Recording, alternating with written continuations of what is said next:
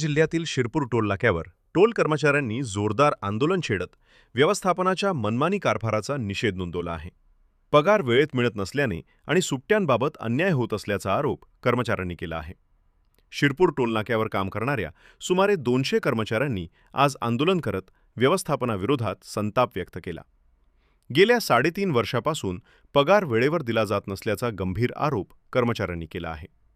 याबाबत वारंवार तक्रारी करूनही कंपनीचे अधिकारी प्रतिसाद देत नसल्याचा आरोप देखील करण्यात आला आहे.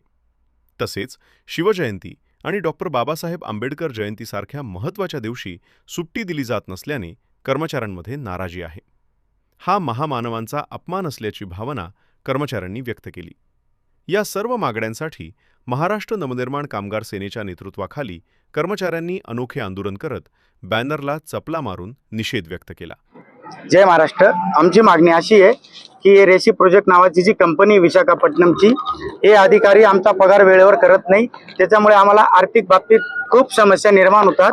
तर आम्ही वारंवार पत्र व्यवहार केलेला आहे तर आम्हाला ही रेसी कंपनी नको आहे. तर ही रेसी कंपनी जोपर्यंत हटणार नाही तोपर्यंत आमचं आंदोलन सुरू राहील.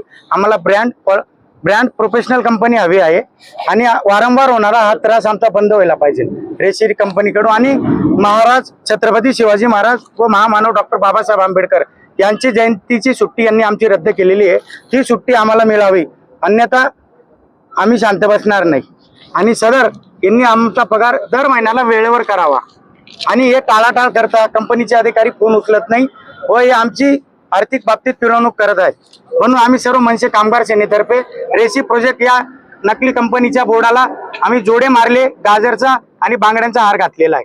सदर लवकरात लवकर आमचा पगार करावा व रेसी कंपनी काढून नवीन ब्रँडेड कंपनी आमच्यासाठी आणावी.